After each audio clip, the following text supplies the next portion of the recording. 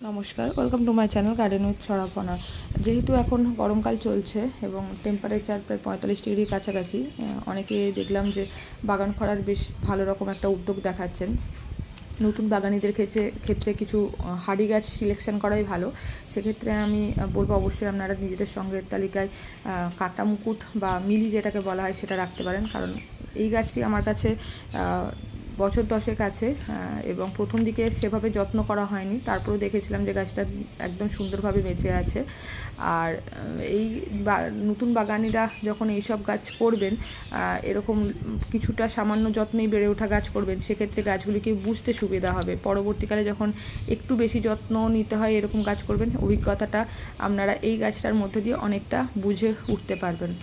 এবারে কী হতে পারে, মিডিয়ার ক্ষেত্রে আমি বলবো বালি, মাটি, কোকোপিট দিয়ে মিডিয়া তৈরি করুন, কিন্তু সেক্ষেত্রে বালি অন্তত 40 ভাগ এবং বাকি 20 ভাগ কোকোপিট এবং মাটি, আর তার সাথে 20 ভাগের ক্ষেত্রে পুরনো পচা গোবর সার বা যে কোনো অর্গানিক কম্পোস্ট দিতে পারেন।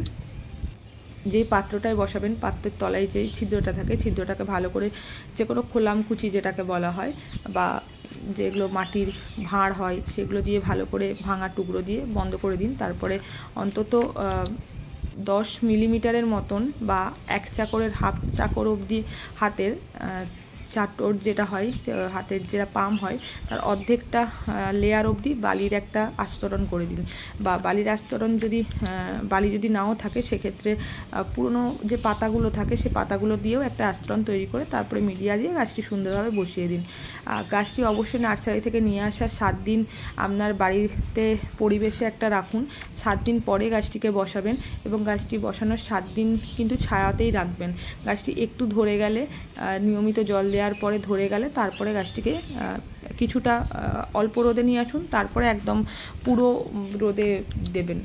এই গাছটা ফুল সানলাইটেই আছে আমার এই গাছটা, তা সেক্ষেত্রে দেখেছি সমস্যা কিছু হয় না, মানে সকাল 6টা থেকে বিকেল 6টা অবধি রোদ পায় এবং সমস্যা কিছু হয়নি। তো এটা হলো সয়েল মিডিয়া। তারপরে বলি রোগ কী হয়। রোগ সাধারণত কিছু হয় না, আমি কখনো দেখিনি, তবে মাঝে মধ্যে স্যাপ বলে একটি ফাঙ্গিসাইড হয়, সেই স্যাপটা জলে গুলে স্প্রে করে দেওয়া হয় অন্তত মাসে একবার গ্রীষ্মকালে, আর বর্ষাকালে দিন 15 ছাড়া করা হয়। তো প্রথম দিকে আপনারা যখন নিয়ে আসেন কিছু করার দরকার নেই, মাঝে মধ্যে আপনারা স্যাপের পরিবর্তে স্যাপ যদি না থেকে থাকে হলুদ গলা জল মাঝে মধ্যে স্প্রে করতে পারেন, ব্যাস এটা হলো। আর দ্বিতীয় হলো জল কি করে দেবেন। জল কিন্তু এক্ষেত্রে আমি এই এত বড় গাছটার ক্ষেত্রে জল সাধারণত একবারই দিই, বিকেলবেলায় দেওয়া হয়। তারপর দেখতে পাচ্ছেন ফুল কত তরতাজা হয়ে রয়েছে এবং পাতাগুলো কত তরতাজা হয়ে রয়েছে। আপনারা গাছটাকে নিয়ে আসার পরে জল মোটামুটি একবার করেই দিন, তাতেই হবে। এরপরে বলি গাছটা বসানোর ক্ষেত্রে সমস্যা যেটা হয়, গাছটা যেহেতু কাঁটা জাতীয় গাছ, এটা একটা স্যাকুলেন্ট টাইপের গাছ, কিন্তু বসাতে গেলে একটু সমস্যা হয়, হাতে কাটা ফুটে যাওয়ার চান্স থাকে। সেক্ষেত্রে অবশ্যই আপনারা গ্লাভস ব্যবহার করতে পারেন, মোটা গ্লাভস বা মোটা কিছু কাপড় ভালো করে হাতে জড়িয়ে তারপরে গাছটাকে বসাবেন। আর অবশ্যই চেষ্টা করুন ছোট গাছ নিয়ে আসার, এই গাছটি ছোট হলে বসাতে সুবিধা হয়। এই গাছ যখন বাড়ির সামনে রাখবেন, বাচ্চা বা পোষ্যদেরকে কিন্তু এই গাছটা থেকে দূরে রাখবেন, কারণ গাছটায় প্রচণ্ড কাঁটা থাকে। এইটাই হলো গাছটার মূল সমস্যা। আর তার সাথে হচ্ছে ফার্টিলাইজার কী দেবেন, লিকুইড ফার্টিলাইজার বা নর্মাল ফার্টিলাইজার। প্রথমে বলি আপনারা এই সব গাছের ক্ষেত্রে অর্গানিক দিন। খামোকা টবের মাটিকে ইনঅর্গানিক্স কিছু দেওয়ার কোনো মানে হয় না। একদম প্রথমে গাছটা যখন বসাচ্ছেন 15 দিন বাদে শুকনো গোবর বা কোনো অর্গানিক কম্পোস্ট বা ম্যানিওর যদি আপনার কাছে থেকে থাকে, সেক্ষেত্রে 1 মুঠো নিয়ে গাছের গোড়ায় দিয়ে দিন এবং বাড়িতে যে কাঁটা চামচগুলো থাকে, কাঁটা চামচগুলো দিয়ে জাস্ট হালকা করে ওপরের মাটি নিচে, নিচের মাটি ওপরে করে দিন। আমি বাড়ির যে সমস্ত জিনিসপত্র আছে সেই সমস্ত জিনিস দিয়ে কথাটা বলছি বাগান চর্চার ক্ষেত্রে, কারণ নতুন বাগানিরা যারা বাগান করছেন তাদের কাছে এত যন্ত্রপাতি থাকে না শুরুতেই। প্রথমে চেষ্টা করুন কম খরচে গাছটাকে সংগ্রহ করে বাড়ির যা কাছে হাতের কাছে যে সমস্ত জিনিসপত্র আছে সেই দিয়েই গাছগুলিকে বড় করার। তারপরে যখন অভিজ্ঞতা বাড়বে তখন আপনি আপনার সংগ্রহের তালিকায় যন্ত্রপাতি বাড়াতে পারেন। এটা হলো গাছে সার দেওয়ার। এরপর বলে রাখি, যখন আপনারা ফুল পাচ্ছেন না, ফুল যখন হচ্ছে না সেক্ষেত্রে প্রথমে কলার খোসাকে একদম শুকনো করে সেটাকে গুঁড়ো করে গাছের গোড়াতে দিয়ে দিন। অন্তত গাছটা বসানোর পরে 1 মাস লক্ষ্য করুন, 1 মাস পরে এই কলার খোসাটা দিন, অন্তত 2 মুঠো ভালো করে গাছের গোড়াতে ছড়িয়ে দিন। তারপরেও যখন দেখছেন ফুলটা যদি না হয় সেক্ষেত্রে ইনঅর্গানিক ফার্টিলাইজারে যাবেন। আপনারা প্রথমে দিন এনপিকে, ব্যালেন্সড এনপিকে 19-19-19 বা 20-20-20 1 চামচ 5 লিটার জলে গুলে স্প্রে করতে পারেন। আমি এই অনুপাতটা বললাম তার কারণ হচ্ছে প্রথম যারা বাগান করবে সেক্ষেত্রে কিন্তু রেশিওটা আমি কমই বলি, কারণ বেশি দিলে অনেক সময় গাছের কিছু সমস্যা হলে তখন যারা নতুন বাগান করে একটু ভয় পেয়ে যায়।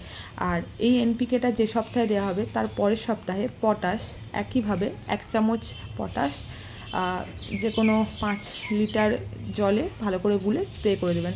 মাটিতে দেওয়ার থেকে আমি স্প্রে করাটা বেশি প্রেফার করি। আপনারা যদি মাটিতে দেন সেটা কিন্তু টব বুঝে দিতে হবে, কত ইঞ্চির টবে বসাচ্ছেন সেটা বুঝে কিন্তু দিতে হবে।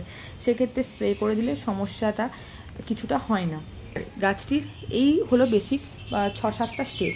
এইগুলো আপনি যদি করতে পারেন গাছটা সুন্দরভাবে ফুল দেবে। এই গাছটি গ্রীষ্মকালের ফুলগুলো বেশ দেখতে পাচ্ছেন লাল টকটকে হয়ে উঠেছে। শীতকালটাই কখনো এই ফুলের রঙটা একটু হালকা হয়ে যায়, একটু ফ্যাকাশে হয়ে যায়, কিন্তু গ্রীষ্মকালে পুরো গাছ ভর্তি ফুল হয়ে থাকে। এই গাছটি যত দিন যাবে বড় যত হবে গাছটাকে বারবার কিন্তু রিপোর্ট করার ভয় থাকে না। এই যে আমার গাছটা দেখছেন এটা প্রায় 3 ফুটের একটা গাছ হবে। এই গাছটা কিন্তু 10 বছর আছে, মাত্র একবার রিপোর্ট করা হয়েছে। এই গাছটা রিপোর্টের একদমই ঝামেলা থাকে না। সেক্ষেত্রে এই গাছটা একটা সহজ গাছই বলতে পারেন। পাশেরও যে আরেকটি পাশে দেখবেন যে বাসন্তী রঙের যে মিলিটি আছে সেটা কিন্তু এখনও 2 বছর একই পটে আছে, কোনো সমস্যাও করেনি, কিছুই না। অবশ্যই আপনারা এই গাছটা সংগ্রহ করুন। গরমে ভালো থাকবেন, নিজের যত্ন নেবেন। আর ভিডিওটি কতটা কি বুঝতে পারলেন বা বোঝাতে পারলাম বা আপনাদের কোনো প্রশ্ন থাকলে অবশ্যই কমেন্টে জানাবেন যারা দেখছেন ধৈর্য ধরে। অসংখ্য ধন্যবাদ ভিডিওটি দেখার জন্য। আর এরকম ভিডিও আরও দেখতে চাইলে চ্যানেলটি সাবস্ক্রাইব করে রাখতে পারেন। ধন্যবাদ।